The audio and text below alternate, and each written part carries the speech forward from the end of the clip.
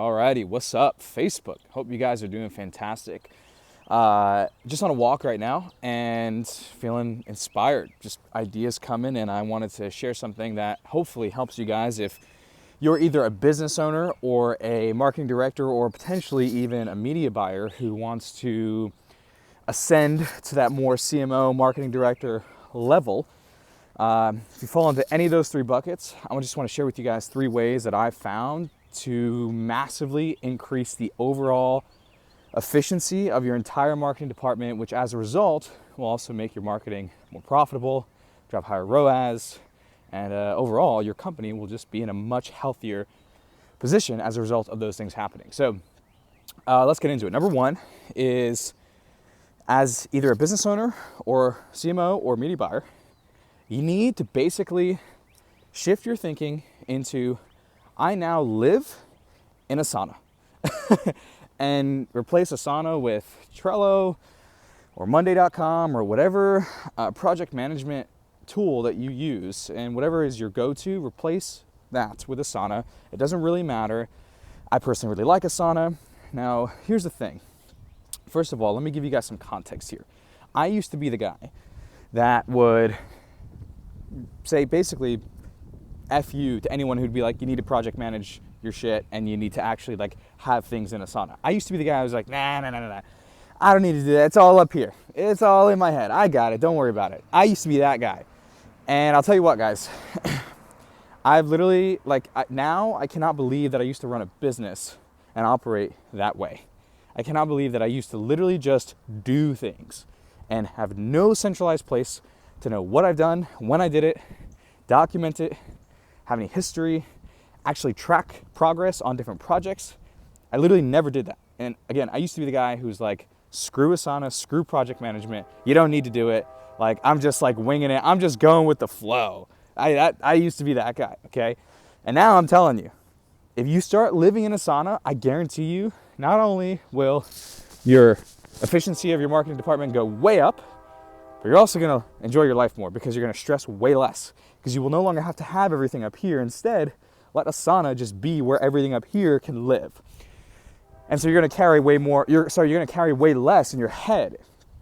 And so yeah, guys, that's number 1. Like, everything that you do in your entire marketing department needs to be in Asana. Every single project, no matter how big or small, whether it's writing a brand new VSL or building a new funnel, or it's making a tweak to the headline on your privacy policy page. It doesn't matter. Everything needs to be an Asana or project management tool. And I can go on and on about why, but guys, again, I just mentioned a few reasons, and I promise you, your life will just be so much easier. And you're gonna, the biggest thing, guys, is you're gonna have more visibility on what's actually going on and what's happening inside the marketing department than you ever probably did before. So everything is in Asana, live there. Communication, you could probably do Telegram or Slack or whatever, but you can also communicate within Asana and have updates from your team on different projects. It's huge. It's just literally a game changer. And it's very simple. It doesn't take that long to learn. Number 2, literally, guys, everything, and this builds perfectly off of the first point I just shared. Everything in your marketing department needs to be documented. Everything. Anytime something gets changed, anytime there's even a minor update on a project. I'm trying to think of an example. Let's say, you're launching a new Facebook ad account, and you got someone on your team who's doing all that stuff, and they need to make a new page. And let's say they needed to, one of the things they need to work on was they need to create a new page and add a photo to that page, a profile photo. As soon as they add that profile photo, that update needs to go into Asana. Everything needs to go into Asana. And this kind of is like a sub point of the first point. Really, that's what this is. Every update, I'm kind of just like building upon the first point. Everything needs to be documented. Now let's get into like the real number 2. Which is, and it actually just came to me as I'm talking here. As the leader of the marketing department, again, whether you're the business owner who's doing it, or you have a CMO, or if you're a media buyer and you want to ascend to that level, know this. You need to instill in every single team member that the way that they should be thinking every single day about what they do is, how can I document and SOP every single element of everything that I do on a day-to-day basis.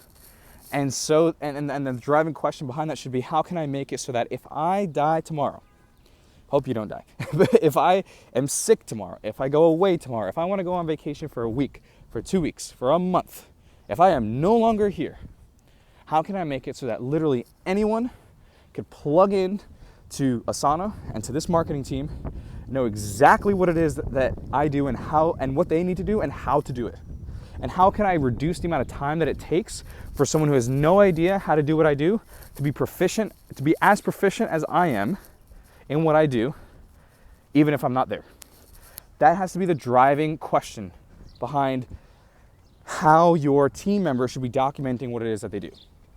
And the reason why this is insanely important, guys, is for exactly the reason I just mentioned. If someone on your marketing team, say literally one day they wake up and they're just sick and they can't be on the team, or they can't be on the team meetings, let's say they get sick for a week, let's say they have a baby and they just need to take time off. Like, life happens, right?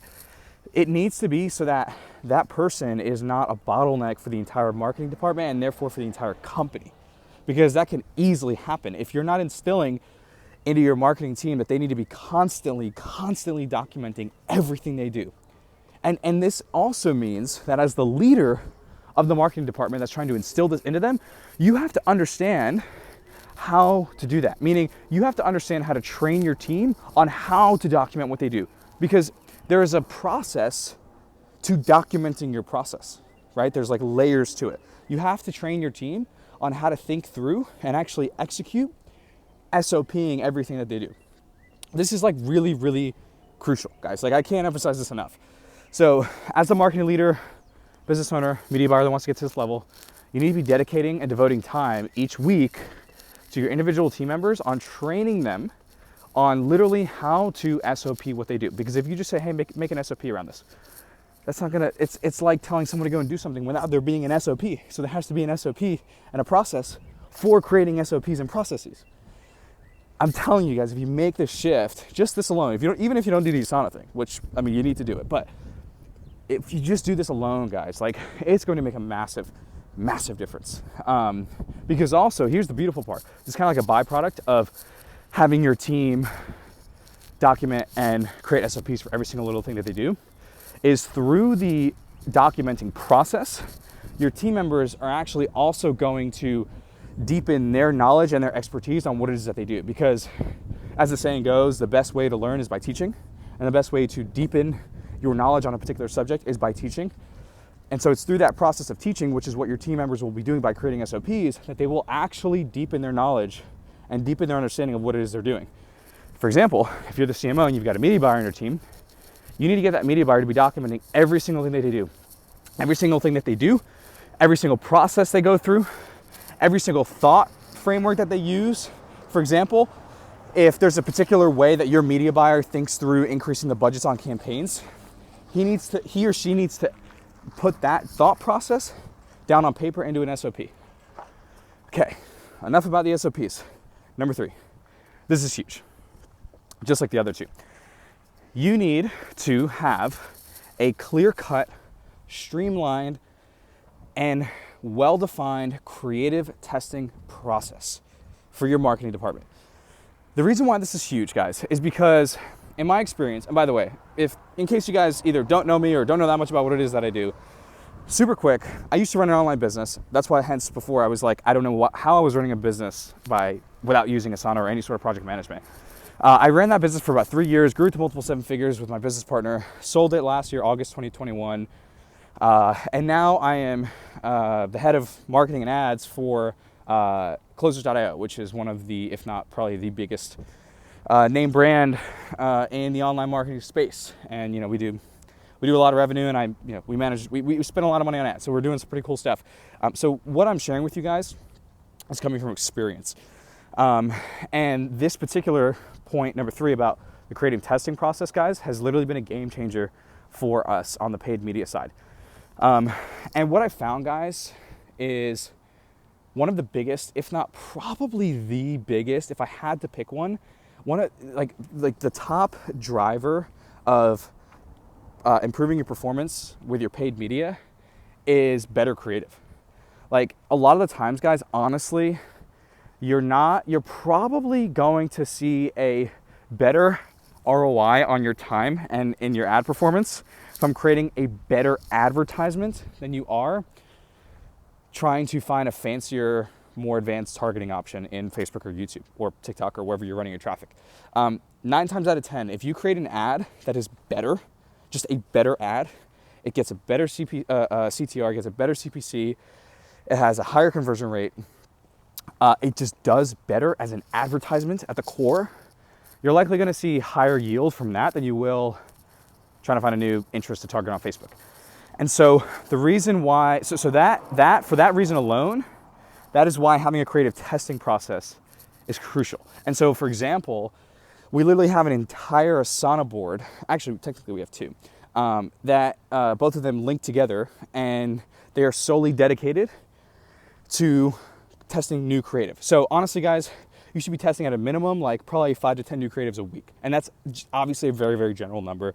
If you're already testing 5, you should probably double or triple that. At a minimum, double it.